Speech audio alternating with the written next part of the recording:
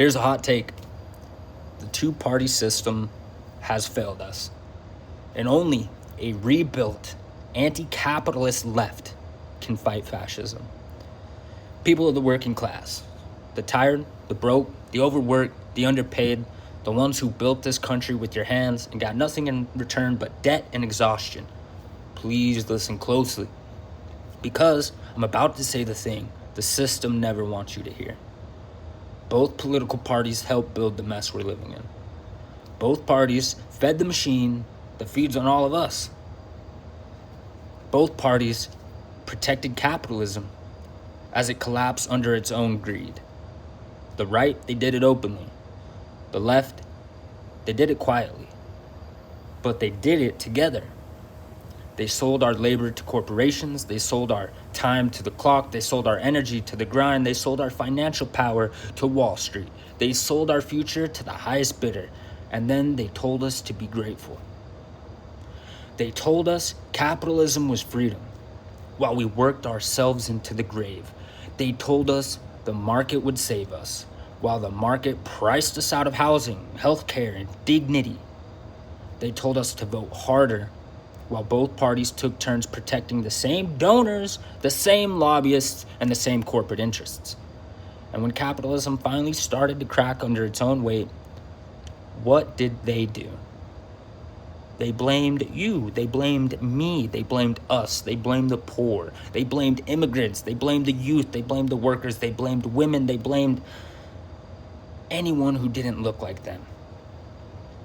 Anyone except the system itself. And here's the part that burns. The Democratic Party had every chance to fight back, and they didn't. Not because they're weak people, but because they're tied to the same exact economic system that's killing all of us.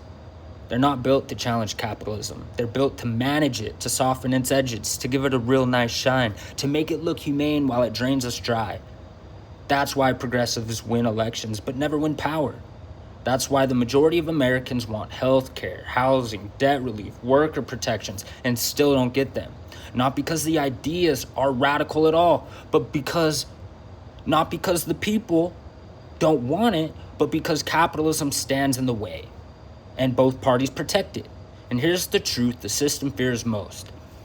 The only force that has ever defeated fascism is a unified, organized, anti-capitalist left. Not a party, not a brand, not a hashtag, a movement by the people for the people. A movement with a spine, a movement with institutions, a movement with a narrative, a movement with a plan. Because fascism isn't just a political ideology. It's capitalism in crisis mode. It's what happens when the ruling class feels their grip slipping.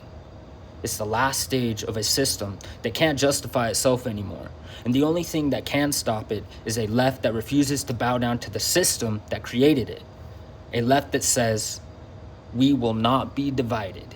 We will not be distracted. We will not be bought. We will not be managed. We will build power, real power, together. A left that builds institutions. A left that builds solidarity. A left that builds a future where human beings matter more than profit margins. This is Graveyard Guerrilla.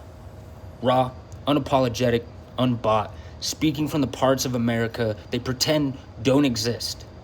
Let's build what they fear together. Let's build what we deserve. Let's build the anti-capitalist left that can actually win.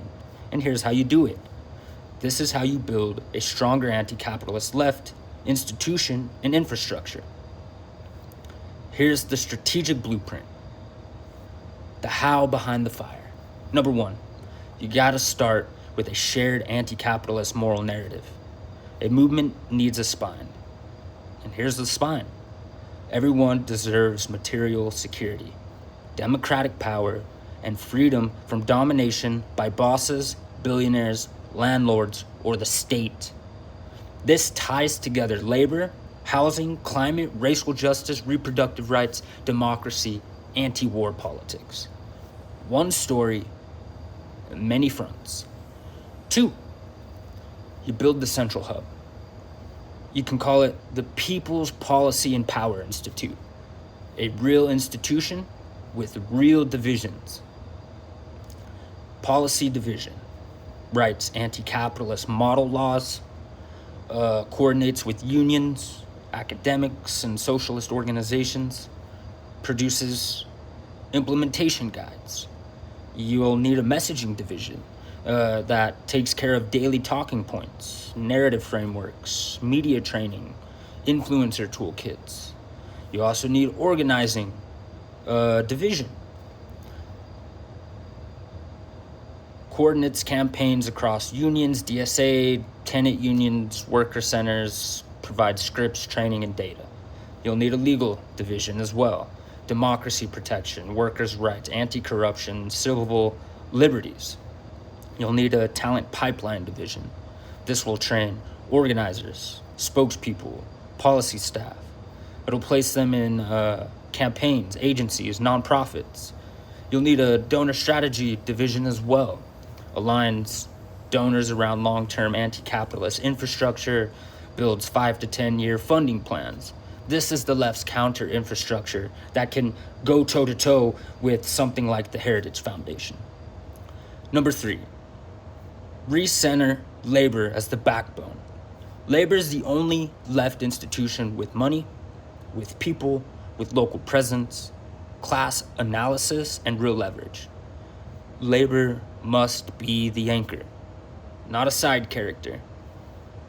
Number 4, you build a disciplined narrative and media arm. The right wins in messaging because they repeat the same 5 sentences for 30 years. The left needs daily, weekly message discipline, shared frames, media training, influencer coordination, rapid response teams. This is how you stop reacting and start shaping reality. Number 5, you have to create a staff pipeline.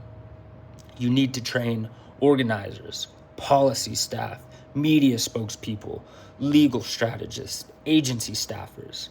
Then place them across governments, unions, think tanks, nonprofits, and the media. This builds a shared culture across the left. Number 6, you have to align donors around anti-capitalist infrastructure.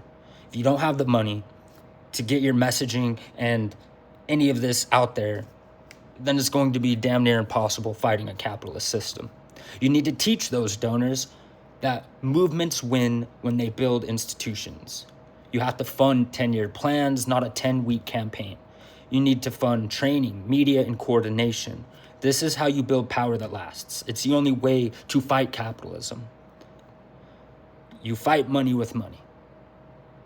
Number 7, normalize coordination instead of turf wars. Shared calendars, joint statements, joint campaigns. We don't all have to lead every fight, but we don't need to sabotage each other either. We can all work together as a unified front. This alone would transform the left. And I'm going to tell you, the Great Awakening, it's here. I can feel it. People can feel it. It's here. And the system is terrified. Let me leave you with this. Not as a politician, not as a pundit, but just as a regular fucking guy. Somebody who's lived through the same storms that you have. Or maybe different storms, but still from the pressure of capitalism making me exhausted and tired and hopeless. I've seen what the system does to people. I've seen how it drains your time, your energy, your labor, your hope, how it takes away from parenting effectively because you're dreaming of having this perfect life for your children. I've seen how it keeps you too tired to fight, too broke to breathe, too overwhelmed to imagine anything different. And I've seen how both parties, yes, both parties help build that reality, because the truth is simple. Capitalism didn't fail by accident. It failed because both parties kept it alive long after it stopped serving the people. They protected the corporations, the banks, the landlords, the donors, the machine. And they did it while telling us to vote harder, as if voting alone could fix a system designed to keep us in a mental and physical state of bondage. This two-party system isn't a choice. It's a chokehold. Two wings of the same bird circling the same dying empire. Two factions scrambling for control of a system that's collapsing under its own greed. And now, during this great awakening, this moment where millions of people are finally seeing through the illusion, the system is panicking. You can feel it. You can see it. You can hear it in the way they talk about order, stability, normalcy, as if normal ever worked for the people at the bottom. Authoritarianism doesn't rise because people want cruelty. It rises because the ruling class fears losing control. It rises when capitalism starts to crack. It rises when people begin to wake up. And that's exactly what's happening right now. You can debate it all you want, but here's the part that they don't want you to understand. The only force that has ever defeated fascism is a unified, organized, anti-capitalist left. Not a party, not a brand, not a slogan, a movement by the people, for the people. A movement built on solidarity instead of scarcity, a movement built on dignity instead of profit, a movement built on community instead of competition. A movement built on the belief that human beings deserve way more than just survival. We don't need saviors, we don't need celebrities, we don't need another lesser evil. We need each other. We need institutions. We need a spine. We need a plan. We need a left that is cohesive, coherent, coordinated, and unapologetically anti-capitalist at its core. Because the fight ahead isn't left versus right. It's the people versus the machine. It's democracy versus domination. It's solidarity versus fear. It's liberation versus control. And if we build infrastructure, if we build the narrative, the institutions, the unity, the discipline, then the people who've been ignored, exploited, and written off will finally have the power they've been denied for generations. This is the Great Awakening, not the conspiracy version, the real one. The awakening of the working class, the awakening of the exploited, the awakening of people who've had enough. Again, this is Graveyard Gorilla. I'm speaking from the bones of a country that forgot who built it. And I'm telling you, the future belongs to the people who refuse to bow. The future belongs to the people who organize. The future belongs to the left that remembers its power. Let's build what they fear. Let's build what we deserve. Let's build the world after capitalism.